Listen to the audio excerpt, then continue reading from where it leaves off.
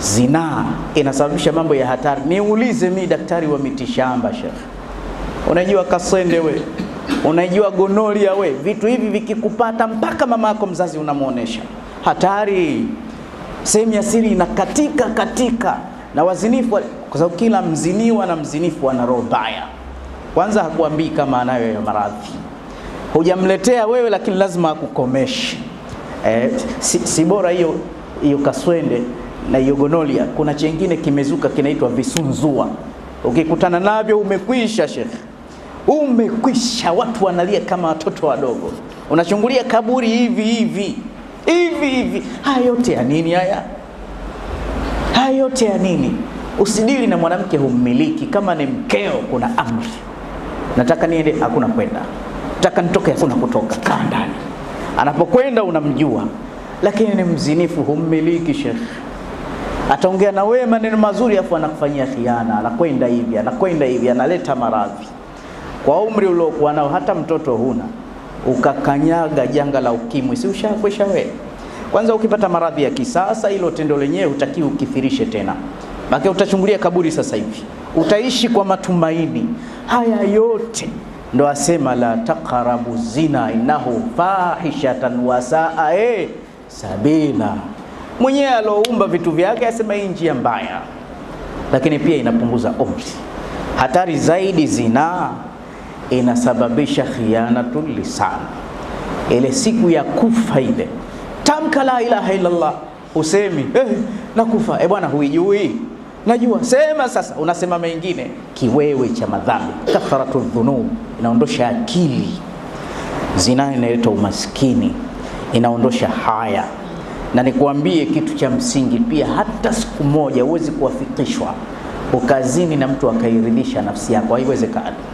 Wala anayeziniwa hawezi kuziniwa na mtu akairidhi nafsi yake kama ndoa. Ndoa ni tamu Sheikh, lazima unayemzini atakuwa ananuka, kama hanuki atakuwa nakudharau, kama hakudharau atakuwa nakupuna pesa zako, huna amani, huwezi ukatulia. Ukitoka lazima ujute Sheikh, dhambi umepata. Umeenda kupata ukimwi 15, umeenda kupata UTI 20, na Mungu anakusubiri. Haya yote ya nini haya? Una shilingi 5 na mke wako, mnakula, mnashiba, mnalala.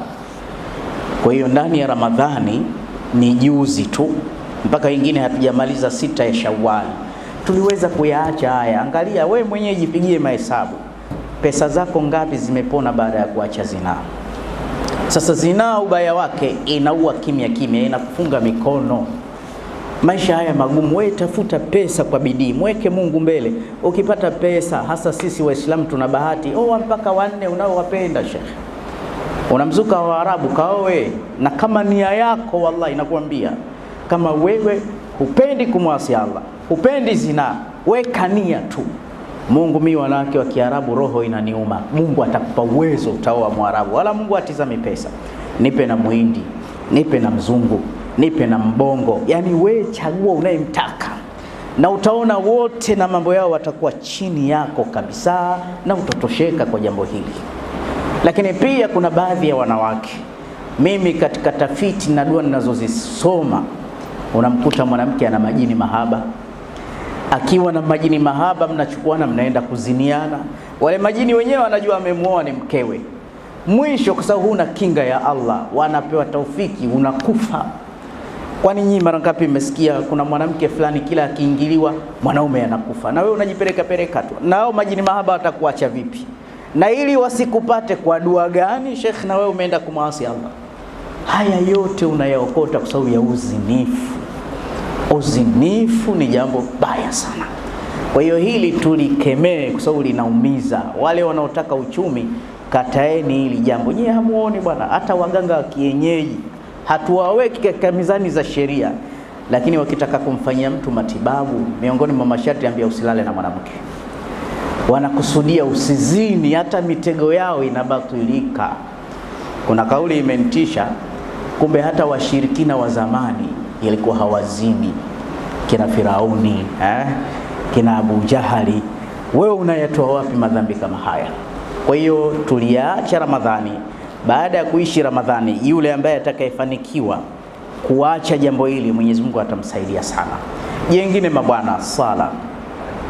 hizi sala tano popote panapoaziniwa tuzisali kwa wakati, tuzisali kwa jamaa, hasa wanaume tuswalini msikitini jamanini, msiache sala. Man hafadha ala salawati al-khams, anayechunga hizi sala tano, akramahu Allahu bi 5 khisali, Mungu atampa zawadi 5.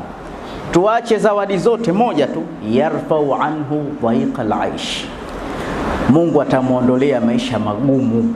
Mwenyezi Mungu ahadi zake ni za kweli. Shikamaneni na sala jamanini, hili jambo la kusali halina uwakala. Hili ibada zingine mnaweza mkasaidiana, ukaenda kumhijia mamako, sijui ukafanya hivi, lakini hili jambo la sala ni lako mwenyewe midamu na akili. Na tutafute sala sahihi. Mtume asema sallu kama raaitumuni usalli. Kwa hiyo ndani ya Ramadhani tumeswali mpaka tarawehe raka 20 hapa msikiti mdogo joto hili. Hizi raka 5 tusifeli kabisa. Lakini kitu kingine tumejifunza tabia nzuri ndani ya Ramadhani, kuvumiliana. Hakuna kitu kizito katika mzani siku ya Kiyama kama kusamehe watu, kuishi na watu. Mtume anasema wa khaliqin nasa bihuluqin hasan, waumbie watu tabia nzuri, amiliana na watu kwa tabia njema. Unajua Mwenyezi Mungu ameandika haki katika ndimi za watu. Watu 40 tu ndimi zao ni sumu, na watu 40 tu ndimi zao ni shifa. Watu 40 wakikusema tu hapa msikitini au sehemu yako ya biashara, kijana mzuri bwana, Mungu amsaidie la kumsaidia, yani yule kaka muache tu yule shekhe, hiyo ni tiba kwako. Tafuta kuzungumzwa vizuri na watu. Ndimi 40 ni sumu. Usikubali watu wakakujadili vibaya. Na mkuta mwanamke analia, ndo alivyo yule, ndo hata mimi alifanya. Ole wake umpe pesa ile, mtagombana shekhe.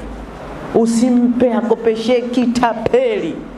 Mwisho wa siku unaishi vibaya vibaya.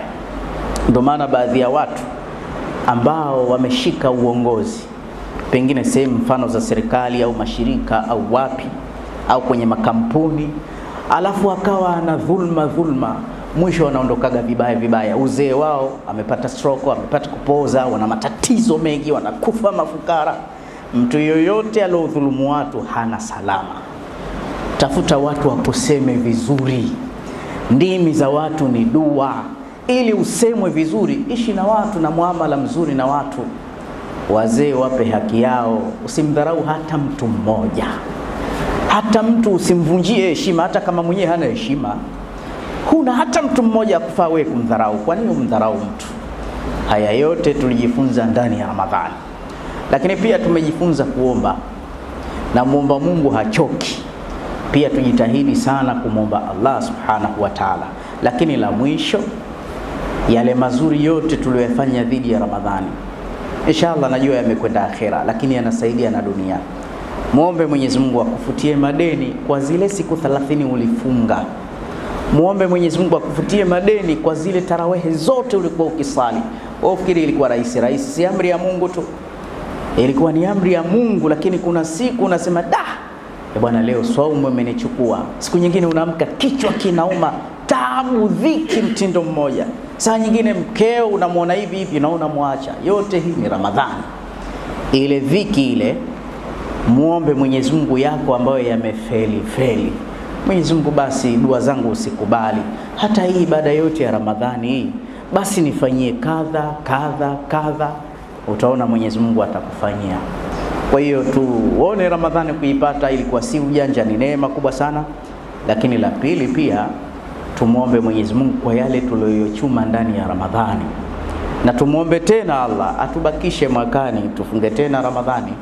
Lakini pia tuwaombee wale ambao wametangulia mbele za haki, wazee wetu, waumini wenzetu. Mwenyezi Mungu awarehemu kwa aliko. Mwisho wa yote tuombe hiki, tuombe kile, tuombe pepo. Tuombeni mwisho mwema mabwana, hasa siku hizi zama za TikTok, zama za Insta, zama za digital, zama za kila ushawishi. Leo hii zinani rahisi kuliko ndoa. Maasi yako bure. Zamani yalikuwa yanauzwa, sasa hivi bure kabisa. Bure. Utamkuta shekhe amekaa pale anaperuzi. Ukimwingia sasa tu kwa gari, ni shekhe hasa unamwamini, mnaendesha gari yenu, lakini umsikia anafungua TikTok. Ile TikTok haina usalama, utaona kama atafuta mambo ya dini, lakini kuna vitu vingine vichafu anaviona. Anaoneshwa shekhe huyu mambo machafu maovu, na kwa sababu tupo imepita, pengine mara nyingine atarudisha. Zama hizi ni zama mbaya sana. Zamani tulikuwa tunapiga kelele wanawake wanakwenda uchi, hivi sasa nyuchi tunazo kwenye simu, mifuko tumetembea nazo, kila upuuzi humo ndani yake. Kipindi hichi dhambi nyepesi sana, yani usipoasu kwa macho utaasu kwa akili, utaasu kwa kushika. Huko kwenye madaladala, kwenye mtihani mtupu, hadithu wala haraj, hakuna salama kwenye daladala. Ndio hivyo tu, kumuomba Mwenyezi Mungu Subhanahu wa Ta'ala. Sasa tumuombe Allah mwisho mwema kwa nafsi yako.